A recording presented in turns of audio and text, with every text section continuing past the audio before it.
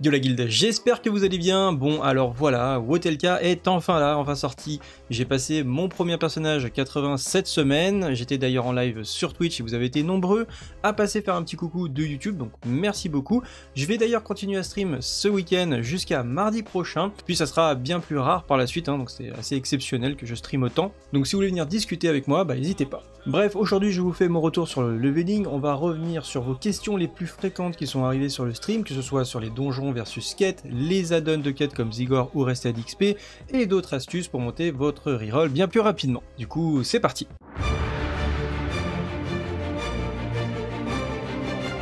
Vous êtes encore 56% à regarder régulièrement mes vidéos et à ne pas encore être abonné, donc si vous appréciez mon contenu, c'est un moyen simple et efficace de m'aider à continuer à produire des vidéos. Vous pouvez également rejoindre la chaîne pour débloquer des vidéos cachées comme du farm gold, des investissements et d'autres guides. Merci beaucoup d'ailleurs aux membres, nous sommes bientôt 250 sur la chaîne. Alors pour commencer, la question qui m'a été le plus posée en stream, c'est quête versus donjon. C'était pas forcément une question que je pouvais répondre avant puisque je m'étais pas forcément entraîné comme je l'avais fait sur la bêta de Wotelka à l'époque. J'étais en full time en streaming sur le projet, etc. Ce qui n'est pas le cas aujourd'hui, je travaille à côté et donc du coup j'avais pas forcément autant de temps à tester, passer mes journées en donjon héroïque sur la bêta. Donc forcément j'ai pas forcément pris le temps de faire tous les calculs. Alors même s'il y avait d'autres informations qui venaient de l'extérieur que j'aurais pu regarder, théorie crafter, etc. En général, quand je teste pas les choses moi-même, je prends avec des pincettes, et puis là, du coup, je voulais pas forcément vous envoyer d'un côté ou de l'autre, mais les conseils que je donnais en général, c'était que, enfin, le retour que j'avais plutôt, c'était quand on avait tendance à dire que les quêtes valaient à peu près les donjons. Et en fait, je vais être un peu plus précis que ça aujourd'hui, c'est-à-dire que oui, effectivement, c'est intéressant, d'ailleurs, j'ai fait mon leveling en donjon, donc vous pouvez aller plus vite quasiment que les quêtes en donjon, mais il y a quand même un gros mais, c'est que vous devez avoir une team vraiment qui roule bien, avec une bonne compo, etc. Donc nous on n'était pas d'un prod compo full caster, un petit peu comme les compos qu'on avait sur TBC pour ceux qui se souviennent. Donc c'est pas forcément tout le monde qui peut faire des compos comme ça. Peut-être que ça marche aussi bien avec des compos CAC, avec des DK, des choses comme ça qui font quand même énormément de cleave. Mais voilà, on avait une très bonne compo caster avec des très bons joueurs aussi qui maîtrisaient bien leur classe. Et surtout, qui était stuff T6. Moi j'avais du T6, on avait juste une personne qui était pas overstuff dans notre groupe, mais bon, qui s'est stuff dans les donjons qu'on a récupéré avec du stuff très rapidement, du stuff full bleu quoi. Donc concrètement, si vous avez une très bonne team et que vous êtes dispo toute la journée pour enchaîner 40 donjons de suite, oui, les donjons ça peut être rentable. Mais voilà, c'est pas du tout le cas de 99% des joueurs, personne va faire ça. Donc du coup, c'est les quêtes les plus intéressantes. Et est-ce que les quêtes sont intéressantes? Clairement, les quêtes sont hyper intéressantes, elles donnent beaucoup d'XP et surtout, donc ça c'est la question number one du stream et même maintenant sur YouTube et même sur Discord on me pose la question, qu'est-ce que c'est que ces add-ons Zigor et Rested XP? Donc je vous montre, je vous explique rapidement. Donc vous avez deux sites, ouais, c'est pas sponsor évidemment, c'est juste pour pouvoir répondre à votre question et que vous compreniez ce que c'est. Zigor et Rested XP, c'est deux sites différents, c'est deux add-ons différentes, c'est des add-ons de leveling qui sont payantes. Il y en a une, Zigor, étant sous forme d'abonnement à 9,99 par mois, même si je pense que quand vous avez téléchargé l'add-on, après elle marche, parce que je vois pas techniquement comment ils peuvent vous bloquer l'accès à l'add-on. Faut juste, à mon avis, cancel l'abonnement et vous avez plus accès aux mises à jour, quoi, tout simplement. Et ensuite, vous avez Rested XP qui est pareil, vous payez une fois et après vous pouvez le télécharger a priori autant que vous voulez, donc il y a plusieurs versions, etc. Et je pense que le prix est volontairement élevé puisqu'ils savent que les gens vont le partager derrière, même si à mon avis c'est pas forcément fait pour, mais je pense que voilà, il y a un mec qui l'achète et puis après il le partage avec sa guilde ou autre, en général je pense que ça se fait comme ça. Encore une fois, je n'encourage pas cette pratique-là, mais j'explique comment, à mon avis, ça se passe dans la réalité. Donc du coup, ces add-ons-là, est-ce qu'elles justifient leur prix finalement? Est-ce que 35 € pour le leveling, c'est cher? Non, je dirais, parce que 35 € c'est quand même hyper cher pour une add-on de leveling. Après, si vous l'avez d'une autre manière, je dirais que si on teste les add-ons, ces add-ons-là de manière objective, est-ce qu'elles sont plus efficace que ce qu'on a comme Questy par exemple de manière gratuite? Clairement oui, j'ai testé donc Rested XP sur les premiers levels. Moi il faut savoir que je suis une bille en quête. Depuis le début du jeu, je fuis les quêtes comme la peste. C'est pas pour rien que j'ai monté des guides de mage en AOE Green, de paladin en AOE Green. D'ailleurs j'ai fait le paladin de Wotelka de 1 à 58 dans la version membre. C'est insane, le paladin en AOE il est vraiment insane, et pour le coup c'est comme ça que j'aime bien monter mes niveaux en général. J'aime bien faire des gros packs, monter comme ça, et en général ça va plus vite que les quêtes, mais c'est juste que là, j'ai testé cet add-on là, et je dois dire, enfin, pour le coup, moi j'ai testé donc Rested XP, je dois dire que c'est très efficace. En fait, ça va vous donner une route optimisée et c'est très difficile de vous perdre sur les quêtes. Vraiment, vous avez la petite flèche qui vous donne la direction. Alors vous allez me dire oui, il y a aussi TomTom plus Questy, ça vous fait pareil, ça fait une flèche et tout. Oui, la flèche elle est un peu différente si vous voulez. La flèche elle vous donne du passing, c'est-à-dire qu'elle va vous donner la direction par là où vous devez passer en prenant en compte le décor par exemple. Donc c'est-à-dire que vous allez prendre la bonne direction. Et puis en fait, si vous avez un gros mur devant vous, par exemple TomTom vous donne une direction d'un point A à un point B, quoi. Il va pas vous donner le trajet. Alors que là, il va vraiment vous faire le passing et il va vous dire, bah voilà, là tu dois tourner à gauche, attention, t'as une petite montée, le passage dans la montagne c'est par là. Donc si tu suis vraiment pixel la flèche, tu prends vraiment le chemin le plus optimisé pour atteindre ton objectif. Et en plus de ça, il vous fait faire les quêtes les plus rentables et il vous enchaîne les quêtes. Il va pas vous faire prendre les quêtes qui vous font perdre du temps. Donc il va filtrer les quêtes les moins efficaces et vous donner que les quêtes les plus intéressantes par zone. Donc forcément, bah du coup, vous gagnez énormément de temps et ça optimise beaucoup votre leveling. En plus, vous donnez énormément d'indications qui seraient assez difficiles à comprendre ou à lire ou qui ne sont tout simplement pas dans les quêtes. Par exemple, dans ce bâtiment, bah, vous faites cette quête, après vous montez d'un étage, le PNJ se trouve à droite de 6 machin, après vous sortez de la tour, vous descendez, vous prenez le fly, vous arrivez dans la ville, vous posez votre pierre de foyer, est-ce que vous avez posé votre pierre de foyer, voilà. Et puis en plus, il rend les quêtes, il fait les dialogues, il fait des trucs, enfin, ça vous fait gagner quand même un temps fou. Donc voilà, pour ceux qui se posent la question, est-ce que c'est efficace? Oui, c'est extrêmement efficace. Ensuite, la deuxième question, c'est quelle est la plus intéressante entre Zigor et Rested XP? Pour moi, j'ai testé, donc j'ai pas testé Zigor. Le seul moment où j'ai pu la regarder, j'étais sur le stream de Zerator pendant à peu près 1 heure. Il avait Zigor et moi à côté j'étais en train de pex avec Rested XP. Et franchement, j'ai pas vu de différence notable entre les deux add-ons. C'est à peu près le même genre, les mêmes explications, le même fonctionnement. Il y a le design de l'add-on qui est un peu différent. Pour moi, c'est la même chose. Donc voilà, c'est plutôt l'un que l'autre. Après, c'est à vous de voir si vous voulez en prendre une, laquelle vous prenez. Mais en tout cas, à ce niveau-là, pour moi, c'est kiff-kiff. Voilà. En tout cas, j'espère que ça répondra à vos questions sur ces deux add-ons. Ensuite, concernant les donjons normaux et donjons héroïques, déjà en leveling, les donjons normaux sont assez faciles. Alors, nous, on était très bien stuff. Encore une fois, je vous avais dit que le S4 était insane pour les donjons héroïques. J'ai fait une grosse partie de mon leveling en S4, puis à partir du level 77 à peu près, j'ai commencé à bifurquer vers du T6, parce qu'on faisait vraiment des très gros packs, et la void apportée par le T6 était beaucoup plus efficace que le S4. Néanmoins, si vous avez des groupes normaux, vous n'êtes pas en guild, vous n'êtes pas des gros packs de malades, vous pouvez faire tout votre leveling en S4, ça va très bien, et je parle de pour tous les temps, car il n'y a pas de souci. Et les donjons, pendant le leveling, restent quand même assez intéressants, surtout si vous avez plusieurs quêtes à effectuer dans ce donjon-là. Mais après, encore une fois, les spammer sans un groupe optimisé, ce n'est pas rentable à mon avis. Ensuite, niveau 80, donc j'ai déjà fait toutes les héroïques. Je suis d'ailleurs overstuff sur mon paladin, et j'ai plein de, j'ai de la moule de fou. J'ai looté absolument quasiment peut-être 70% de mes prébis raids. Dont beaucoup d'insignes. À noter qu'aussi que certaines quêtes HL loot énormément d'insignes héroïques. Je vais revenir là-dessus juste après les donjons. On va parler notamment de ce que vous devez faire en priorité ce week-end si vous arrivez à peu près level 77. Mais voilà, en tout cas, les donjons héroïques sont extrêmement faciles.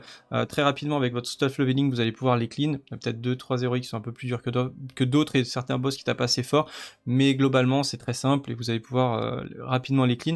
Et vous allez comprendre aussi pourquoi Blizzard réfléchit à mettre des héroïques plus un peu buffés avec du vrai challenge potentiellement, parce que les héroïques sont à peu près au même niveau que les donjons normaux de TBC.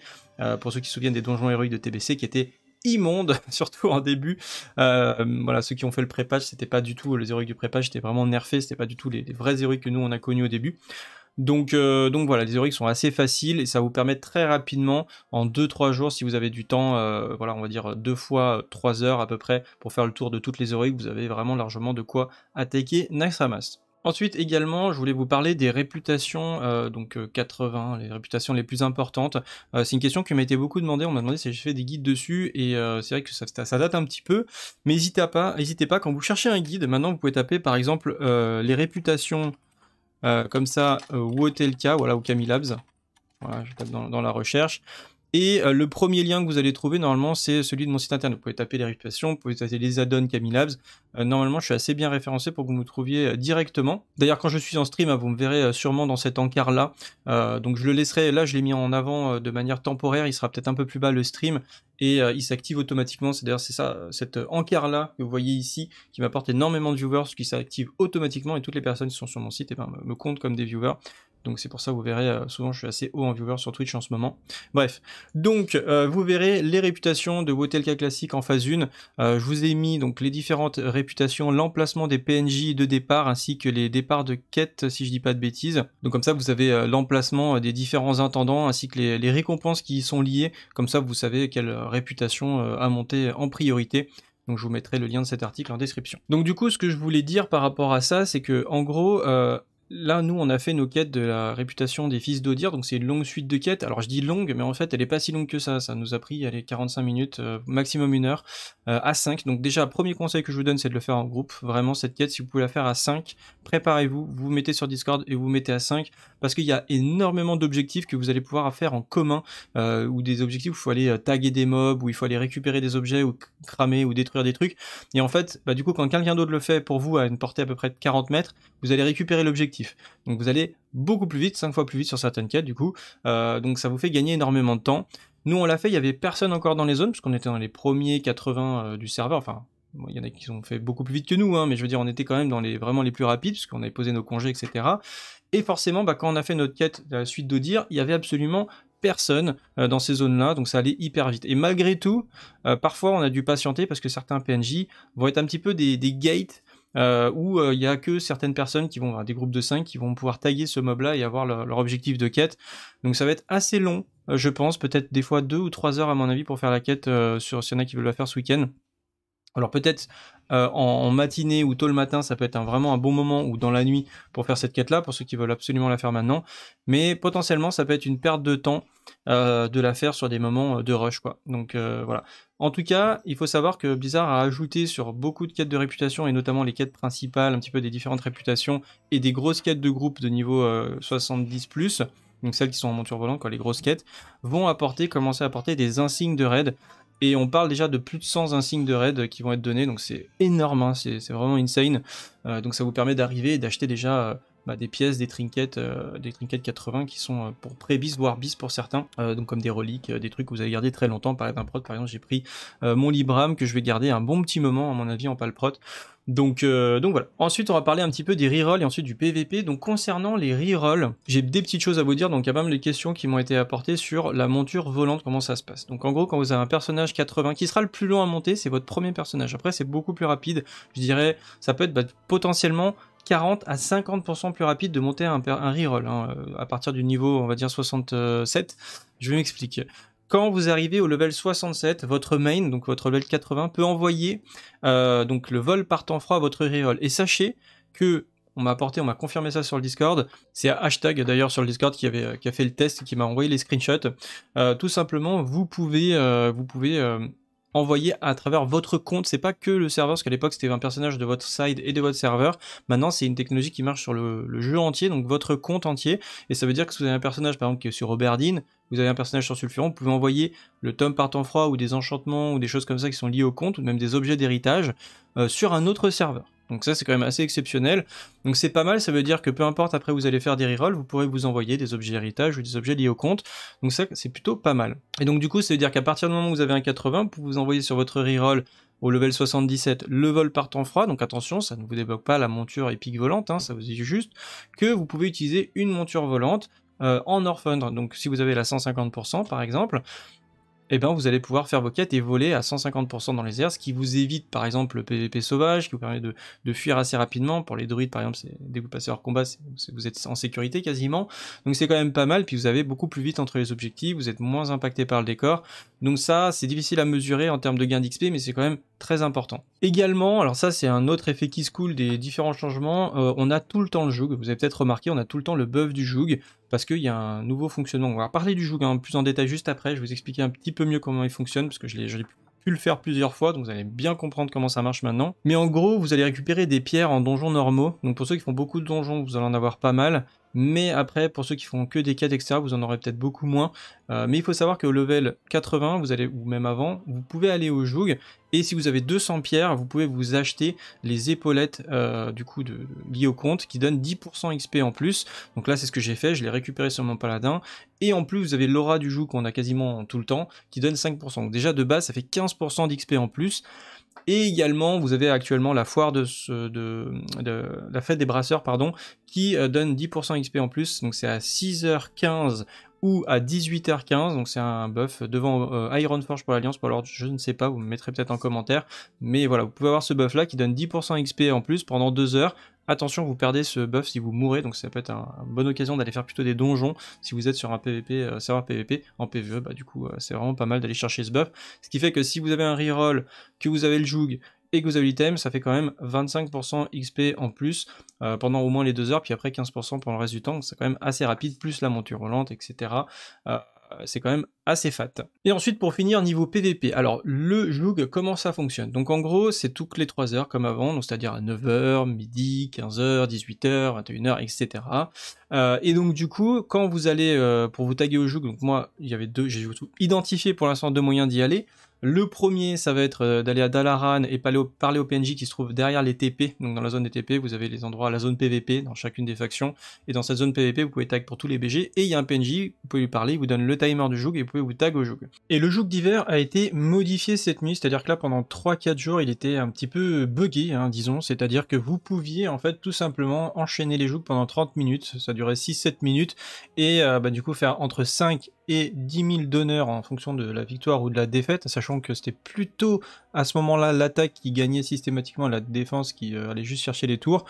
Là je sais qu'il y a certaines BG, ils arrivent à gagner en défense, etc. Et maintenant ça c'est terminé, vous pourrez faire le jeu qu'une seule fois, toutes les 30, enfin toutes les 3 heures finalement, donc vous pouvez vous tag une fois, et vous pourrez plus ensuite y retourner. Néanmoins globalement des quelques jeux que j'ai pu faire, j'ai été assez déçu de la qualité du champ de bataille. Je trouve qu'on est un tout petit peu trop nombreux, peut-être qu'il faudrait qu'on soit peut-être maximum 80 dans le champ de bataille, ça oxygénerait un petit peu, ça rendrait les combats un peu plus intéressants, et ça laguerait aussi un peu moins. Bref, si vous avez déjà fait des jeux d'hiver, n'hésitez pas de me dire ce que vous en pensez en commentaire. Également le BG Death, c'est-à-dire le BG du jour, et vous avez une quête aussi, la quête du jour donne 5000, c'est énorme, et vous avez aussi le BG de la semaine, donc quand on a une rotation de BG comme ça, c'est pareil, vous gagnez 6000 par BG, j'ai fait un narratif qui m'a donné 6000, donc c'est assez énorme, et c'est vrai que l'honneur monte vraiment très vite, et heureusement, puisque la sortie des arènes, ça sera le mercredi 5 octobre normalement, comme pour Naxxramas et les différents raids, donc c'est vraiment le début du jeu. Encore pour une fois, pour ma part, c'est trop court, hein, ils auraient pu attendre largement une semaine de plus, laisser vraiment 2 semaines aux gens pour pouvoir commencer les arènes, etc. Bien se stuffer, que tout le monde soit sur un pied d'égalité. Bon, Blizzard, je sais pas pourquoi, n'aime pas ça, mais bon, pourquoi pas, hein, voilà, c'est comme ça, on s'adapte. Moi, en tout cas, mon personnage, évidemment, sera prêt, parce que j'ai poncé, j'ai posé mes congés. Mais voilà, je trouve ça un petit peu dommage pour le reste du monde, on va dire, de commencer aussi rapidement les raids et les arènes. Néanmoins, pour les arènes, contrairement à TBC et ce qui s'était passé sur TBC, sera beaucoup plus accessible. Voilà, et pour finir sur le stuff PVP, donc là je voulais juste vous alerter sur une petite chose. Donc vous avez 2 types d'équipements level 80, donc vous avez ici le Hateful Gladiator qui se trouve à gauche, et sur le PJ de droite, vous avez directement le Deadly Gladiator. Donc cet item là c'est du 213 e-level, comme vous pouvez le voir avec mon add-on en haut à gauche, alors que ici c'est du 200 e-level, c'est-à-dire que le stuff qui est à droite, le Deadly, est plus haut niveau. Normalement, il me semble, sauf erreur de ma part, qu'à l'époque, comme pour la ceinture ici et les bottes, toutes ces pièces-là avaient des prérequis de cote, et a priori, la plupart des pièces n'en ont pas. Regardez, on peut quasiment tout acheter sans problème en fait. Et donc du coup, vous avez des pièces finalement qui se trouvent à gauche, qui coûtent certes un peu moins cher, mais qui sont moins puissantes, donc ça veut dire que quand vous voudrez être optimisé, de toute façon, vous devrez acheter celle-ci. Donc moi, je vous invite fortement à juste investir et acheter plutôt des pièces Deadly, surtout vu à quelle vitesse monte l'honneur, plutôt que acheter des pièces ici que vous allez remplacer rapidement. Donc après, forcément, il y en a certaines que vous allez prendre en double, comme par exemple juste l'anneau. Je crois que c'est juste l'anneau, puisque l'anneau, vous pouvez en prendre un ici et un là, parce qu'il n'y en a pas deux, il n'y en a pas deux à ce niveau-là, ou alors vous en prenez 2 différents, mais en général, celui que vous voulez, c'est souvent le même. Et concernant le set cette fois, c'est-à-dire le home, plastron, gants, etc. de PVP, vous pouvez également l'acheter avec des insignes héroïques, mais en tout cas, pour l'instant, c'est très intéressant, surtout on récupère les pierres du joug, plus les insignes, les pierres, vous pouvez changer contre de l'honneur plus les insignes, vous pouvez changer aussi contre du set. Donc c'est pas mal aussi pour récupérer votre set, pour ceux qui n'éditent pas trop de trucs PvE avec les insignes. Voilà, en tout cas c'est tout pour aujourd'hui, j'espère que cette petite vidéo débrief vous aura appris des petites choses et que vous l'avez trouvé intéressante. Si c'est le cas, n'hésitez pas à la liker, à partager, ça m'aide énormément pour le référencement également. Et comme je vous l'ai dit au début, je serai en stream dans toute la journée probablement, donc si vous avez des questions encore, n'hésitez pas à passer sur le stream ou sur le Discord. Sur ce, salut à tous, salut Guild et à bientôt, ciao.